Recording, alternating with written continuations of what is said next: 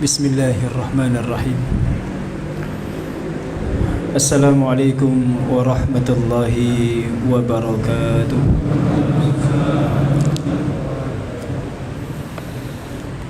Alhamdulillah. Alhamdulillahilladzi hadana lihadza wa ma kunna linahtadiya laula an hadana Allah. Wassalatu wassalamu ala Rasulillah Sayyidina Muhammad ibn Abdullah wa ala alihi wa sahbihi wa mawalah. La hawla wa la quwwata illa billah. Rabbi shrah li sadri wa yassir li amri wahlul 'uqdatam min lisani yafqahu qawli. Allahumma la ilma lana illa ma 'allamtana innaka antal alimul hakim. Fa'allimna ma yanfa'una wanfa'na bima 'allamtana walhamdulillahi ala kulli hal. Ma'asyiral muslimin wal muslimat rahimakumullah.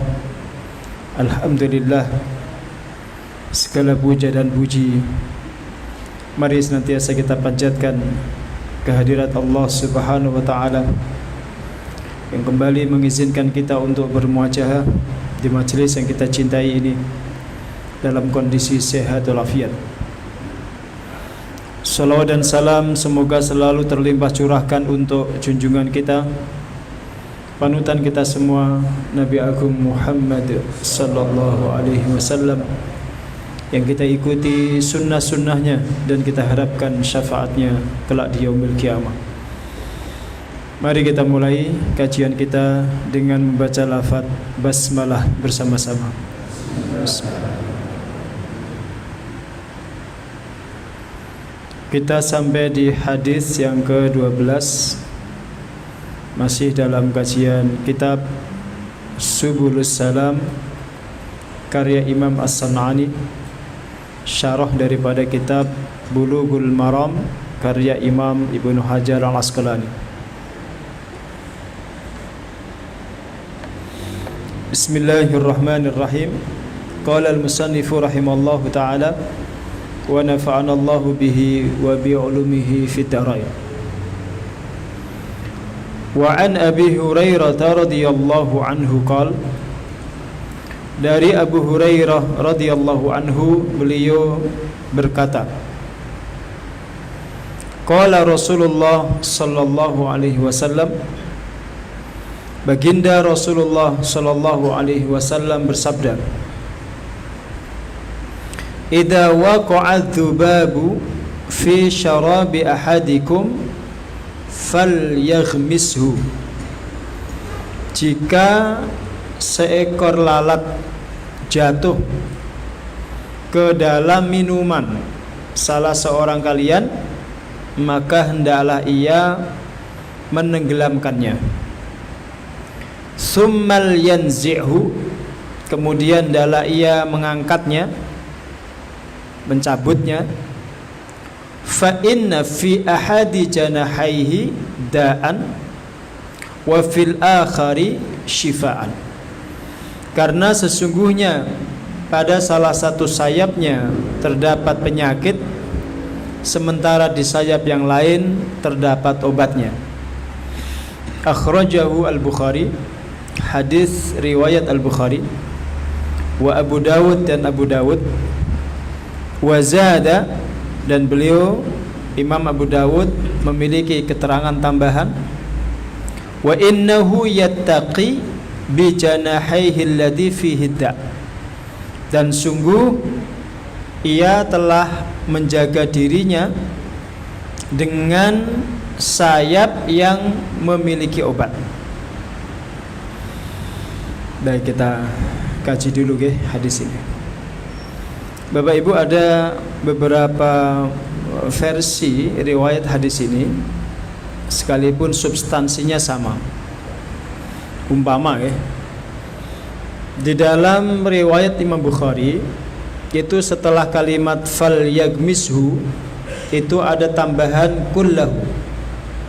Kalau di riwayat yang tadi kita baca itu hanya fal yagmishu, hendaklah ia mencelupkannya atau membenamkannya. Dalam riwayat Bukhari itu ada tambahan kullahu, semuanya. Maksudnya semua tubuh lalat itu hendaknya dicelupkan semua. Tidak boleh ada yang tersisa. Jadi semuanya harus dimasukkan ke dalam air. Itu kata kullahu. Itu ziyadah fil Bukhari. Ada tambahan dalam keterangan Imam Bukhari. Yang kedua, kalimat famkuluhu itu ada di dalam lafaz Abu Dawud. Kalimatnya famkuluhu, bukan falyagmisu. Maknanya gesami, kurang lebih tenggelamkan atau benamkan. Sementara dalam lafaz Ibnu Sakan itu kalimatnya falyumqilhu. Ini maknanya sami. Falyagmisu ay falyumqilhu. Hendaklah ia, orang itu, ahadukum itu membenamkannya, mencelupkan semua tubuhnya. Kemudian kalimat tsummal yanzi'hu itu, kalau naza'a yanzi'u itu maknanya mencabut. Jadi lalat itu dicabut dari dalam air itu kemudian dibuang. Itu kalimat yang ada di dalam hadis ini tadi. Tapi dalam riwayat yang lain disebutkan fal tsummal yatrahu, dari kata taraha yatrahu. Maknanya membuang atau melemparkan. Hendaklah ia setelah mencelupkan lalat itu semuanya, kemudian dia membuang lalat itu. Itu beberapa versi ya, di dalam riwayat-riwayat yang lain. Sekarang kita kaji keterangan hadisnya atau pelajaran dari hadis. Saya tadi mencatat sedikitnya ada 6 pelajaran dari hadis 12 ini. Kalau di sini disebutkan hanya sekitar 4 pelajaran. Yang pertama Bapak Ibu, hadis ini menunjukkan bolehnya membunuh lalat. Bahkan ada perintah di situ sebenarnya untuk membenamkan lalat ke dalam air. Itu bisa difahami izin untuk membunuh. Karena bisa jadi air yang ada itu bisa jadi panas. Kalau dia dicelupkan semuanya, ditenggelamkan semua, itu otomatis membunuhnya. Sehingga dari sini ulama kemudian mengeluarkan hukum bahwa lalat itu boleh dibunuh, diizinkan syariat untuk dibunuh. Kenapa? Li dororihi, karena ada unsur madarat, ada unsur bahaya. Dia bisa menularkan atau memindahkan penyakit dari satu tempat yang kotor ke makanan atau minuman kita. Ya, ada hadis yang menguatkan alasan ini, adalah sabda Nabi yang sangat masyhur. Beliau mengatakan la darara wala dirara. Tidak boleh kita membahayakan orang lain atau membiarkan diri kita dibahayakan. Dan itu mencakup segala sesuatu. Jadi semua unsur yang ada madaratnya, atau semua masalah atau semua perkara yang memiliki unsur madarat, itu hendaknya dihilangkan. Maka hadis itu kemudian menjadi dalil kaidah fikih yang berbunyi ad-dararu yuzal. Unsur yang membahayakan itu hendaknya dihilangkan. Maka semua hal yang berpotensi mendatangkan bahaya itu harus dihilangkan. Pahami ya? Ini contoh yang lain. Kalau kita bahas ini soal hewan, selain lalat itu ular. Meskipun di satu sistem di ekosistem, mata rantai ekosistem, ular itu punya tugas menjaga keseimbangan. Dia menjadi predator tikus dan seterusnya. Tapi itu alasan kalau kita membaca dalam keterangan syariat, kenapa ular disuruh membunuh? Alasannya karena dia memiliki unsur madarat. Ada unsur bahaya yang ditimbulkan. Entah karena dia berbisa, atau karena sebab yang lain. Itu harus dihilangkan. Jadi semua yang punya potensi membahayakan itu harus dihilangkan. Anjing galak, bukan bojo galak ya. Itu al-kalbul aqur bahasa itu. Anjing yang memangsa, yang buas, itu harus dihilangkan, dilenyapkan, itu dibunuh. Coba tengok kasus yang kemarin, ada anak mancing diterkam anjing pemburu milik sekawanan pemburu babi. Jumlah anjingnya itu ratusan, puluhan. Anak ini lagi mancing, diserang anjing itu, meninggal dalam kondisi tercabik-cabik, luar biasa. Maka anjing seperti itu tidak layak dibiarkan hidup. Meskipun dog lover, para pecinta anjing itu mungkin protes, tapi itu perintah syariat. Anjing seperti itu layak untuk dibasmi, harus dihabisi. Sekalipun tadi ya, ada komunitas dog lover itu yang nggak peduli, pokoknya anjing harus dibela sekalipun membahayakan orang lain. Cintanya kepada anjing itu lebih hebat daripada cintanya kepada kemanusiaan. Itu orang-orang yang otaknya konslet. Orang-orang yang otaknya agak konslet itu kumpul di situ, di komunitas dog lover itu. Dan umumnya orang kafir. Umumnya mereka itu orang-orang kafir, orang Kristen atau orang yang agamanya bukan Islam. Umumnya. Kalau ada orang Islam kok ikut komunitas itu, ya berarti mambu kafir. Bau, ada bau-bau kekafiran itu. Ini gue contoh ya. Ya semua unsur yang membahayakan itu harus dilenyapkan. Termasuk umpamanya khamr. Khamr itu ada unsur doror, ada unsur madarat, bahaya. Maka tidak hanya diharamkan, tapi materinya itu harus dilenyapkan. Artinya tidak boleh dibiarkan ada pabrik minuman keras. Tidak boleh dibiarkan minuman keras beredar di tengah masyarakat. Harus dilenyapkan itu materinya, karena dia ada unsur madarat. Yaitu pula yang menjadi alasan kenapa lalat itu boleh atau diizinkan untuk dibunuh, karena dia memiliki unsur madarat. Jelas ya? Ini perkara pertama. Yang kedua, hadis ini juga dalil bahwa lalat itu haram dimakan. Ya siapa pula yang mau makan lalat? Bisa jadi, Pak. Karena ada orang tuh yang mungkin karena pengen cari sensasi. Mungkin lalat itu dibotok itu kan bisa. Ya, atau dipepes kan. Atau dibuat peyek kan. Mungkin aja kan, mungkin sensasinya beda. Mungkin ya. Maka hadis ini menjadi dalil bahwa lalat itu tidak boleh dikonsumsi. Dari mana keterangan itu? Dari kalimat Nabi tadi, summal yanzihu, atau dalam riwayat yang lain dikatakan summal yatrahu. Kata summal yatrahu itu maknanya hendaklah ia mencampakkannya, membuangnya.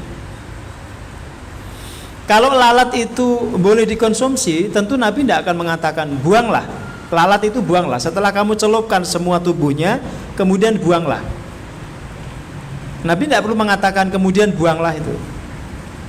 Bisa aja dibiarkan tanpa keterangan itu. Artinya biar ada asumsi minuman itu boleh diminum sekaligus lalatnya itu. Biar ada asumsi seperti itu. Maka untuk menghilangkan asumsi itu, maka Nabi mengatakan summal yatrahu. Kemudian hendaklah dia membuangnya, sehingga asumsi itu hilang. Itu daf'ul wahmi istilahnya, agar asumsi itu tertolak. Jadi tidak ada lagi asumsi bahwa lalat itu boleh dikonsumsi, karena Nabi mengatakan summal yatrahu, hendaklah ia mencampakkannya atau membuangnya. Jelas nggih? Ya. Sehingga jangan pernah ada orang yang menganggap bahwa lalat itu boleh dikonsumsi. Ya. Dikiaskan dengan lalat itu semua hewan yang yang berangkat atau yang dia berasal dari family serangga. Entah itu nyamuk, entah itu laron, entah itu lebah, ya, entah itu yang lain lah, yang termasuk kecoa, ya, termasuk laba-laba, itu tidak boleh dikonsumsi, karena itu termasuk minal hasyarat, termasuk hewan-hewan yang masuk kategori serangga atau hasyarat dalam bahasa Arab. Oke, niki yang kedua. Yang ketiga, sekalipun hewan ini tidak boleh dikonsumsi atau lalat ini tidak boleh dikonsumsi, semua ulama sepakat berdasarkan hadis ini lalat itu statusnya tidak najis. Kotor itu tidak harus najis.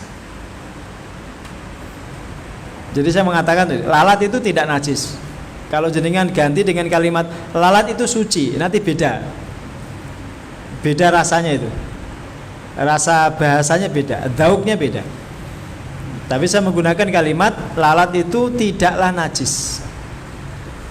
Nggih. Kenapa begitu? Karena Kanjeng Nabi memerintahkan untuk mencelupkan lalat itu semuanya ke dalam minuman itu. Fal yagmishu. Disuruh mencelupkan semuanya. Oke, kalau lalat itu najis, tentu Nabi tidak akan menyuruh untuk mencelupkan semuanya. Alasan yang kedua, kalau lalat itu najis, tentu Nabi menyuruh untuk membuang minuman itu. Yang disuruh membuang tadi apa? Lalatnya atau minumannya? Lalatnya. Minumannya nggak boleh dibuang. Minumannya tetap harus diminum. Soal jenengan perasaannya nggak tegel atau nggak nyaman, ya, atau merasa mungkin jijik, itu soal yang lain. Yang kemarin kita sudah bahas. Perasaan itu tidak boleh dibahas dalam konteks membahas hukum. Hukum itu hitam putih, boleh atau tidak, halal atau haram, jelas begitu. Nggak boleh ada pakai perasaan tuh. Ya halal sih halal, tapi rasanya kok gimana ya? Itu kalau udah kata rasanya itu bukan perasaan itu. Itu bukan lagi bahas hukum. Orang hukum itu biasanya tidak terlalu memperturutkan perasaan. Nggih. Salah ya salah gitu. Itu orang hukum. Nah, ini pelajaran ketiga. Jadi lalat itu tidak najis. Sekalipun ia sering hinggap di tempat yang kotor. Dalam jurnal yang pernah saya baca, itu ada Pak yang membahas seputar lalat itu. Lalat itu sekalipun sepertinya hinggap di tempat yang kotor, itu ternyata tidak sepenuhnya hinggap. Jadi masih ada jarak sekian inci dari kaki lalat itu ke kotoran itu. Dia hanya menyentuh dengan apa itu alatnya itu di mulutnya itu untuk mengambil makanan-makanan di tempat yang kotor itu. Tapi kakinya tidak betul-betul hinggap. Itu jurnal yang pernah saya baca. Entah keterangan itu benar atau tidak, tanyakan guru biologi. Mungkin guru biologi lebih paham soal itu. Ya. Tapi yang jelas, andai pun kemudian lalat itu hinggap di tempat yang kotor, itu Nabi tidak menghukuminya najis. Ya, buktinya apa? Tapi Nabi tadi menyuruh untuk menenggelamkan lalat itu semuanya ke dalam air. Oke? Dan itu sekaligus menunjukkan bahwa andai pun lalat itu kemudian mati, bangkainya juga dihukumi tidak najis. Lalat itu kalau mati kan statusnya bangkai, bangkainya dihukumi tidak najis. Karena alasan yang sama, karena Nabi menyuruh untuk menenggelamkan seluruh unsur tubuhnya ke dalam air. Ditenggelamkan, itu umumnya lalat itu akan mati. Umumnya akan mati. Ditenggelamkan, apalagi kalau airnya panas itu otomatis dia akan mati. Diambil lalatnya dibuang, minumannya tidak boleh dibuang. Karena minuman itu suci, minuman itu halal, tidak boleh dimubazirkan. Enggak boleh dibuang sia-sia. Nggih. Jenengan mau tidak mau harus tetap meminumnya. Jenengan nggih, bukan saya. Maka di antara sunnahnya itu kalau jenengan ingin meninggalkan minuman, itu disuruh ditutup seperti ini. Terutama kalau malam hari, itu disuruh nutup seperti ini. Itu ada unsur yang lain yang mungkin sebagian kita tidak memahami. Karena sebagian minuman kita itu kadang-kadang selain dihinggapi hewan, itu diminum oleh makhluk-makhluk yang berseliweran ya di sekitar kita, sehingga lebih aman untuk ditutup begitu. Oke. Kemudian yang keempat, nah dikiaskan dengan lalat, dikiaskan itu dianalogikan dengan metodologi kias aulawi. Itu semua hewan yang serupa dengan lalat dalam unsur tubuhnya. Lalat itu hewan yang tidak memiliki darah yang mengalir dalam tubuhnya itu. Sehingga ketika dia menjadi bangkai, bangkainya itu disestatusi tidak najis. Maka dikiaskan dengan itu, semua hewan yang sama dengan lalat, yang tidak punya darah yang mengalir dalam tubuhnya, itu kalau mati, ya bangkainya tidak dihukumi najis. Contohnya nyamuk. Nyamuk itu punya darah enggak? Hah?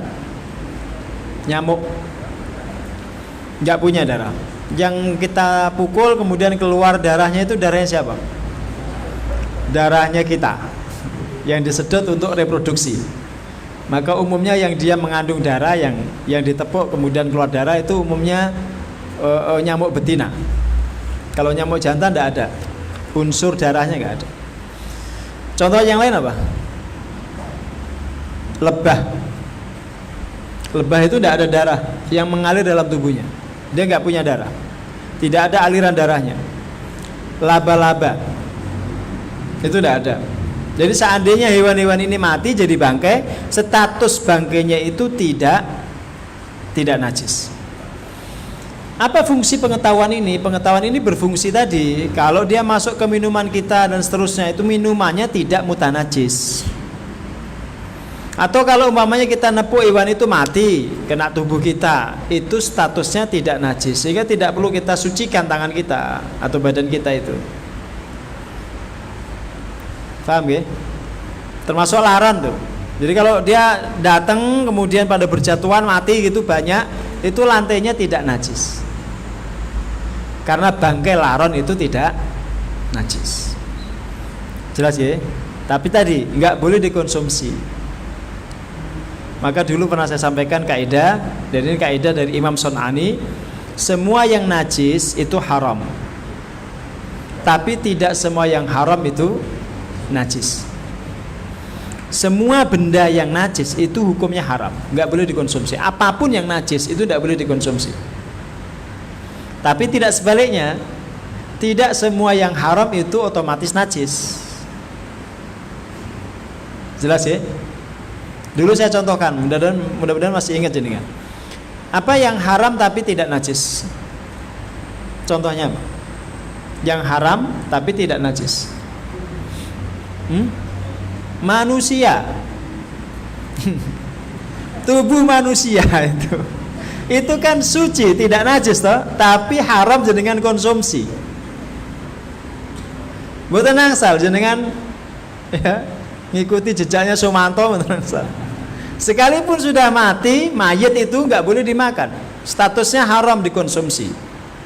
Mayit itu sekalipun orang kafir, mayitnya itu tidak najis, dia suci. Sekalipun orang itu orang kafir, status mayitnya suci. Jelas ya? Contoh yang lain apa? Tanah. Tanah itu tidak boleh dikonsumsi, tapi suci. Wa ju'ilat liyal ardu masjidan wa tahuran.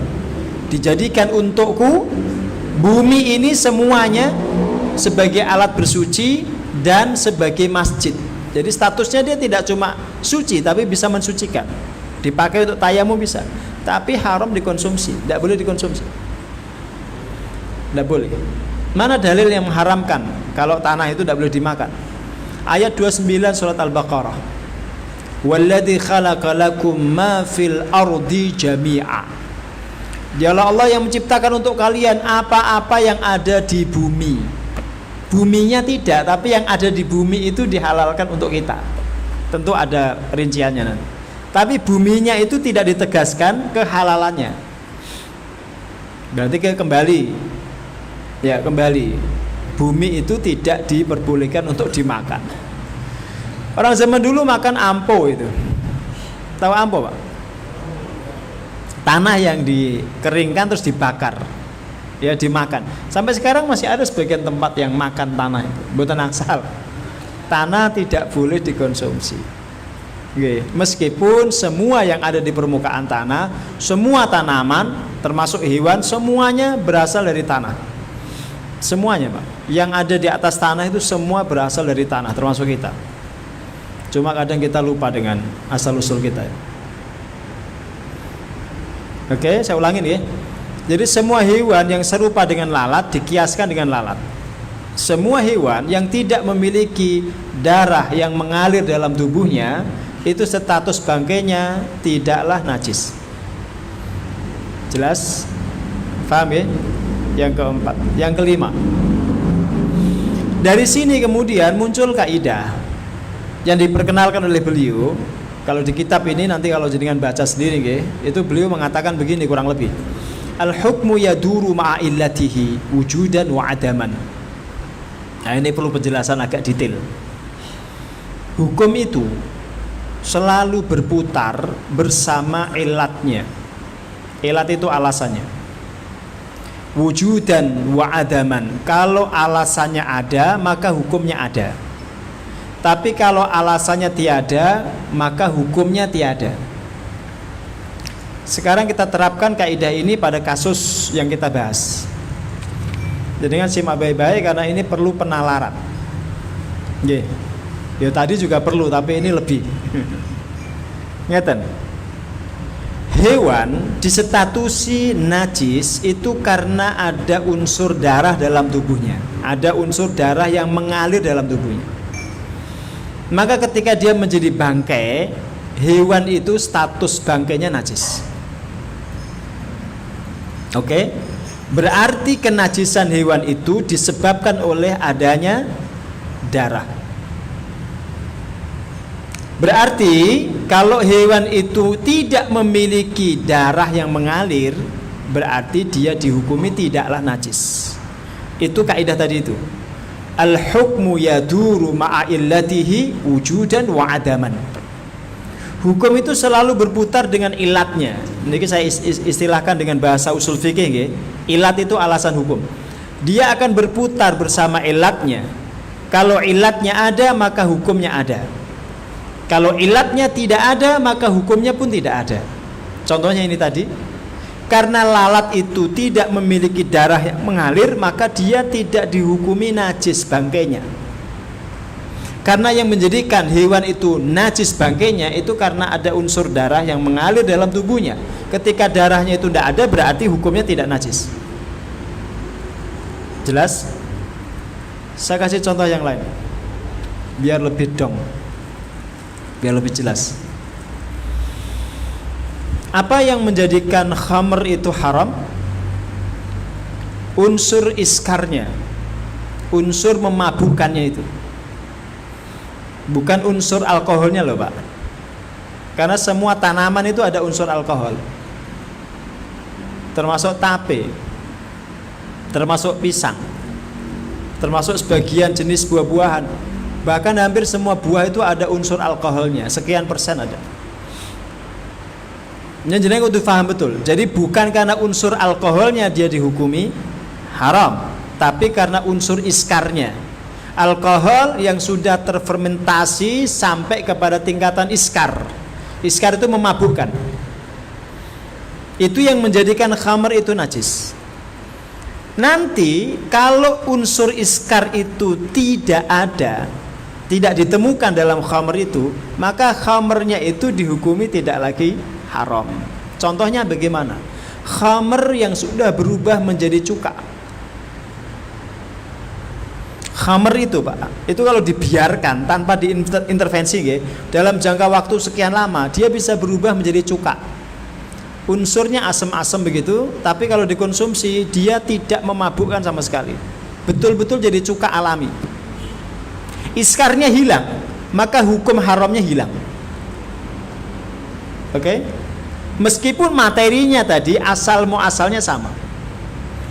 Apalagi kalau sebelumnya umpamanya khamr yang dibuat dari anggur itu sebelum ada unsur iskarnya, yang namanya anggur itu ya halal karena tidak ada unsur iskarnya. Oke? Tapi ketika anggur ini diproses kemudian muncul unsur iskarnya, statusnya menjadi haram. Haramnya karena unsur iskarnya itu. Jelas? Paham ya? Padahal materinya sama, ya dari anggur itu juga. Dari perasan anggur itu, kalau anggur jenengan peras, ya, jenengan peras dari jus anggur, itu halal dikonsumsi. Kenapa? Karena belum ada unsur iskarnya. Oke? Kalau dia sudah diproses, difermentasi, diolah menjadi wine, jadi minuman keras, dia menjadi haram karena unsur iskarnya. Padahal bahannya sama itu. Nggih, materi dasarnya kan sama. Sama-sama perasan anggur toh. Tapi yang ini tadi belum ada unsur iskarnya, yang ini sudah ada unsur iskarnya. Itu namanya ilat. Dia haram karena ada ilat iskarnya. Mudah-mudahan paham lagi. Jelas ya?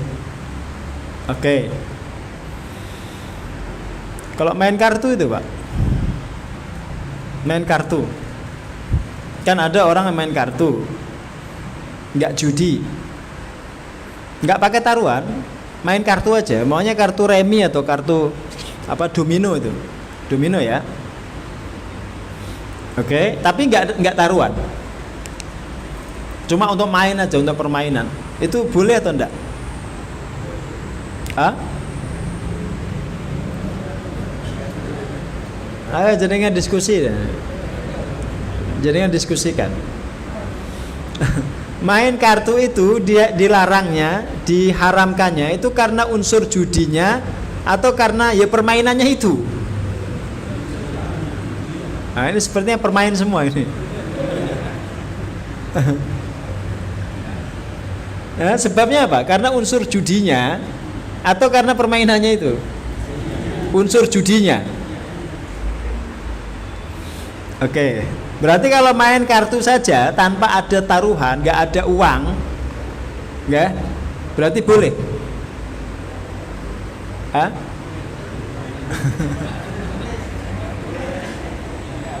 Boleh Pak? Ntar dulu itu, ntar dulu. Itu harus dilihat dari beberapa unsur. Ya memang nggak sampai haram, tapi ulama tetap melarangnya. Statusnya menjadi makruh. Karena dua sebab. Satu, karena dia menyerupai perbuatan orang-orang fasik. Satu itu. Kan itu permainan orang fasik tuh. Jadi kan main kartu itu kayak orang fasik. Apalagi kalau ngeplay gitu kan. Meyakinkan betul loh, berarti pemain jenengan. Ya, berarti ada unsur apa? Tasyabuh bil fasaqah. Ada unsur tasabuh menyerupai orang-orang fasik yang suka main judi, main kartu. Jadi kan diserupakan dengan ahli maksiat, mau ndak? Boten tak?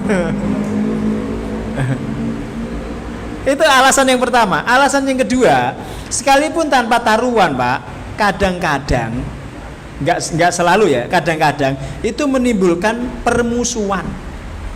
Sing kalah mangkel masih. Apalagi udah kalah dibully pisan. Orang tahu menang sampean itu, main bertahun-tahun nggak pernah menang sama saya. Dibully kan dia. Sehingga muncul dhaghain atau syahna. Ada unsur kebencian itu. Ya. Sehingga dilarang itu dalam konteks hukumnya itu makruh. Jadi tidak boleh secara mutlak atau mubah itu enggak. Dan itu meletakkan hukum begitu. Jadi selalu ada ilatnya. Kenapa kok hukumnya ini tidak mubah secara mutlak? Ya karena ada alasannya. Ini loh alasannya. Tasyabuh bil fasaqah. Menyerupai kebiasaan orang fasik. Jenengan menyerupai kebiasaan orang fasik ini mboten angsal, Pak. Ndak boleh. Sekalipun kita secara manusiawi ya kadang-kadang melakukan maksiat. Tapi tidak ditampak-tampakkan seperti mereka para pelaku judi itu. Itu karena kelemahan nafsu kita aja. Kelemahan diri kita mengalahkan nafsu. Kalau dikatakan ahli maksiat gitu, mboten. Ahli itu kalau dia sudah expert, Pak. Dia sudah betul-betul profesional dalam melakukan kemaksiatannya itu ahli namanya. Dan dia melakukan itu dengan apa ya? Dengan kebanggaan. Oke, ini pertanyaan saya ulang. Berarti main kartu tanpa taruhan boleh enggak? Berubah kan jenengan? Lah itu namanya al-hukmu yaduru ma'illatihi wujudan wa adaman. Yang bisa menganalisis hukum begitu itu para ulama. Kalau kita ya asal diterangkan sepertinya boleh gitu. Oke. Sama seperti itu juga dulu ketika Ustadz Abdus Somad ditanya apa hukum main catur, beliau mengatakan makruh. Dihujat orang se-Indonesia. Itu kalau jenengan cek di dalam kitab-kitab tafsir, terutama ketika para ulama menafsirkan ayat 90 surah Al-Maidah, itu dihukumi makruh, sekalipun tidak taruhan, sekalipun masuk kategori olahraga sekarang itu, olahraga otak itu dihukumi makruh. Kenapa? Ya tadi, karena menyerupai kebiasaan atau hobinya orang fasik. Belum lagi kalau jenengan pakai tasawuf, lebih berat lagi itu. Itu karena perbuatan yang tidak berguna. Min husni islamil mar'i tarkuhu mala yakni, di antara ciri atau syarat kesempurnaan atau kebaikan keislaman seseorang itu ketika dia mampu meninggalkan perkara-perkara yang tidak berguna. Ini perbuatan yang tidak berguna itu disuruh meninggalkan oleh Nabi. Ya apapun itu. Nah, tapi kan berguna Pak Ustadz buat hiburan daripada stres. Itu malah bikin stres. Karena jenengan kalah terus, malah stres jenengan. Oke, itu kaidah ini ya. Jadi kembali ke tadi. Hewan itu dihukumi najis bangkainya itu karena ada unsur darahnya itu. Berarti ketika unsur darahnya itu tidak ada pada diri hewan itu, status bangkainya berarti tidak najis. Itu al-hukmu yaduru ma'illatihi wujudan wa adaman. Yang keenam niki pelajaran terakhir dari hadis ini. Nanti kalau masih ada waktu kita tanya jawab. Tapi kalau sudah nggak ada, saya teruskan di hadis 13 biar selesai di bab ini. Yang keenam, hadis ini, yang keenam ini tambahan dari saya ini. Hadis yang ini adalah dalil tentang mukjizat nabawi. Atau kalau dalam bahasa kita al-i'jaz al-ilmi. Mukjizat ilmiah dari Nabi. Nabi tahu pada sayap hewan, sayap lalat ini ada unsur obat dan ada unsur penyakitnya. Yang satu mengandung penyakit, yang satu mengandung obat. Itu ilmin minallah. Itu keterangan didapat dari Allah, wahyu dari Allah. Yang sekarang kemudian terbukti secara ilmiah. Seperti itu keterangannya. Ilmu pengetahuan modern membenarkan keterangan Nabi itu. Berarti beliau betul-betul Nabi. Tidak ngarang itu. Betul-betul Nabi, itu wahyu dari Allah. Yang menciptakan itu lebih tahu daripada kita. Diwahyukan kepada Nabi untuk menunjukkan bahwa beliau betul-betul Nabi dan utusan Allah. Oke. Ada pertanyaan? Kalau tidak ada, saya teruskan di hadis 13. Silakan. Oke.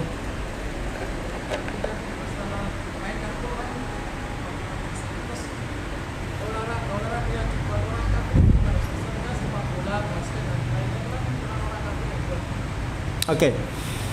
Kalau olahraga ini Pak ya, itu judi itu bukan unsur utamanya. Unsur utamanya tetap olahraga. Bola itu tetap olahraga.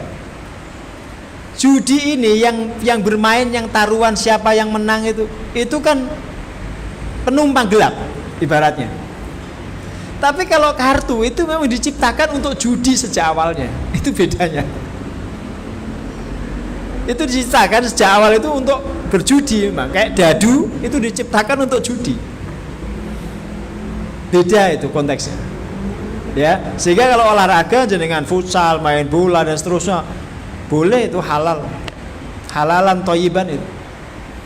Tidak dilarang. Yang tidak boleh itu nggak usah jenengan nunggu Piala Dunia, main bola di kampung pun kalau jenengan taruhan, yang nggak boleh taruhannya itu. Yang main bola ya nggak kena hukuman, tidak kena pelanggaran syariat. Ya main bola, yang taruhan. Kalau karena unsur taruhannya terus dilarang, Enggak usah main bola. Pilihan lurah lho. Iku do totoan kok.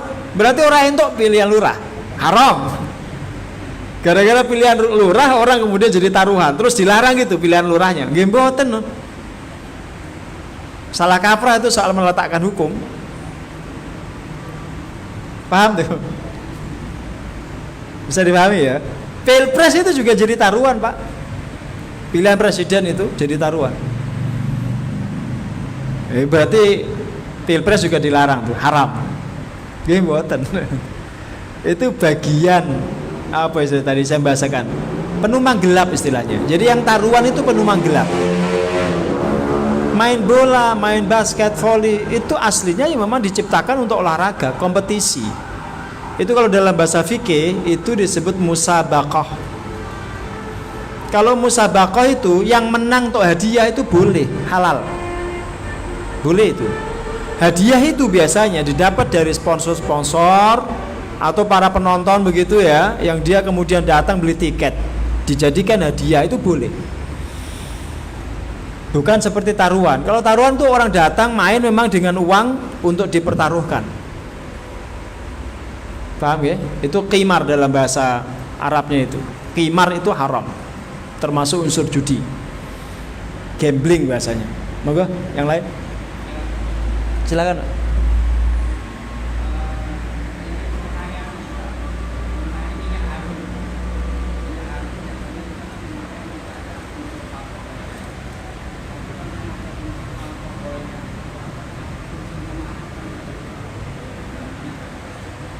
Minyak wangi ya sih. Oke. Oke. Minyak wangi sekalipun dia menggunakan alkohol, menurut keterangan As-Sun'ani dalam kitab ini, itu tidak dihukumi najis. Sehingga boleh dipakai, tapi tetap tidak boleh dikonsumsi. Kan ada orang yang menyemprotkan minyak wangi ke mulut kan? Boten angsal. Kalau dia ada unsur alkoholnya tidak boleh. Ya. Jadi statusnya tidak boleh ditelan atau dikonsumsi, boten angsal. Tapi untuk mewangikan tubuh sekalipun ada unsur alkoholnya, menurut As-Sun'ani itu boleh. Sehingga kalau jenengan beli minyak wangi tidak harus milih yang non alkohol. Jelas?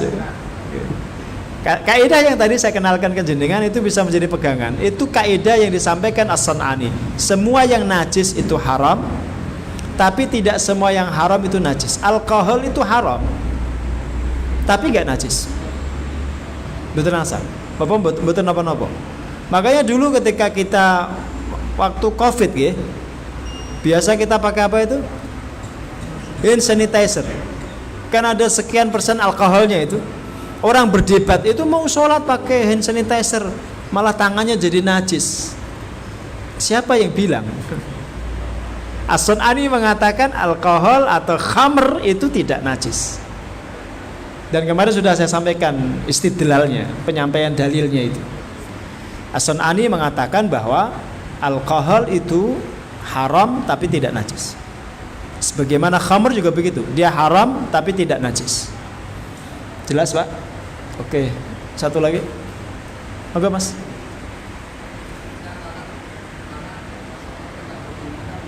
Apa Mas? Oke. Endong. Oke. Endong termasuk apa istilahnya? Ulat dan seterusnya. Itu termasuk hasyarat. Termasuk hewan yang tidak boleh dikonsumsi. Mboten ansal. Sekalipun rasanya maknyus.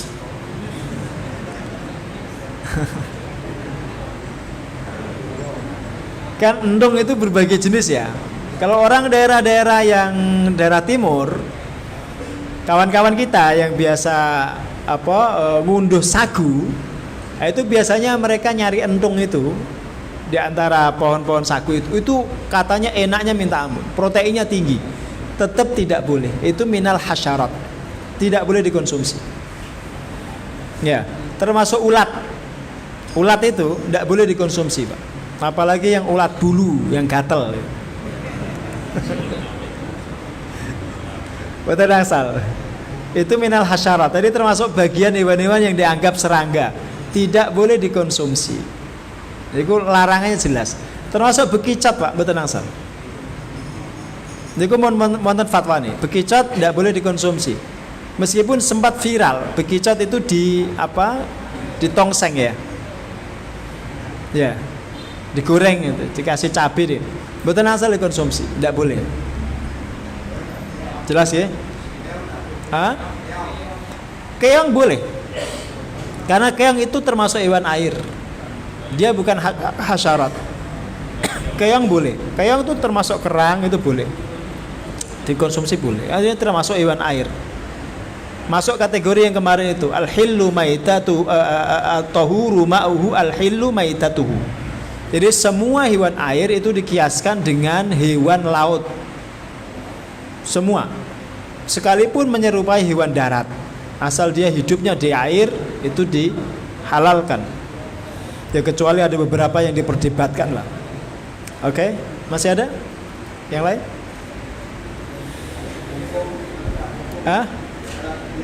Apa?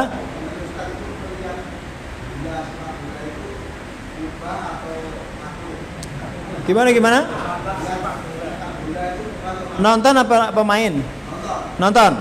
Oke. Nonton bola.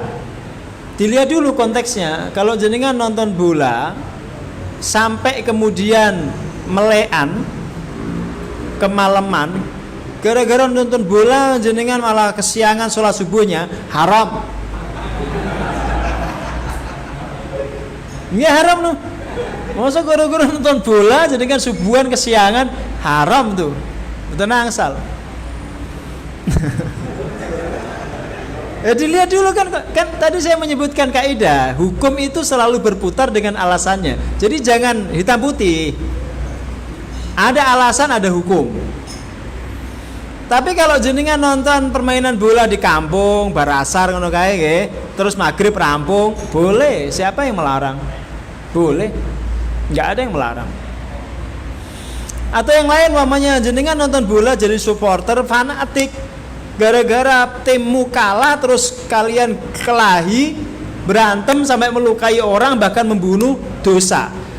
Supporter itu haram. Betul angsal. Dosa. Nggih.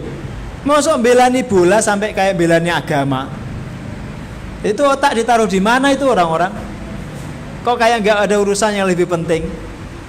Direwangi gelut di Prambanan tuh sampai macet luar biasa begitu. Itu orang-orang tidak ada kerjaan itu.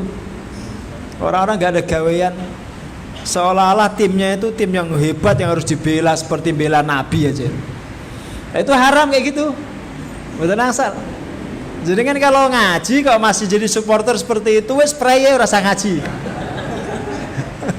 Preye rasa ngaji. Tuh, itu nggak cuma aon Pak, goblok itu. Jelas tuh. Jadi dipilah-pilah dulu hukumnya. Tapi kalau 17-an terus di kampung jadi kan ada main bola, asal waktunya sholat, betul napa-napa. Ada juga permainan bola yang nabrak waktu maghrib. Penontonnya karena udah bayar tiket, ora maghriban, dijamak karo isya. Loh, sampean nggih fikih dhewe ta? Itu fikih dari mana? Maghrib dengan isya dijamak gara-gara nonton bola. Sejak kapan fikih kamu ubah seperti itu? Nggak ada sama sekali kebolehan itu. Orang menjamak sholat itu harus ada rukhsahnya, ada alasannya. Sama seperti pengantin-pengantin itu yang menjamak duhur dengan asar gara-gara pakai make up. Mboten angsal. Dosa itu. Duhur itu kamu jamak dengan asar dan sebaliknya ya. Itu nggak boleh gara-gara Anda pakai make up. Mboten angsal. Wah ya sholat. Kayak make up itu lebih mahal daripada ibadah. Ya, nggak usah make upan, kalau cantik tetap cantik aja. Ngapain make upan tebel? Sekalipun cantik, kalau make upan tebel ya menggilani malah. Wallahu a'lam bishawab. Kita tutup kajian kita dengan baca lafaz hamdalah bersama-sama. Alhamdulillahil alamin. Subhanakallahumma wa bihamdika asyhadu an la ilaha illa anta astaghfiruka wa atubu ilaik. Assalamualaikum warahmatullahi wabarakatuh.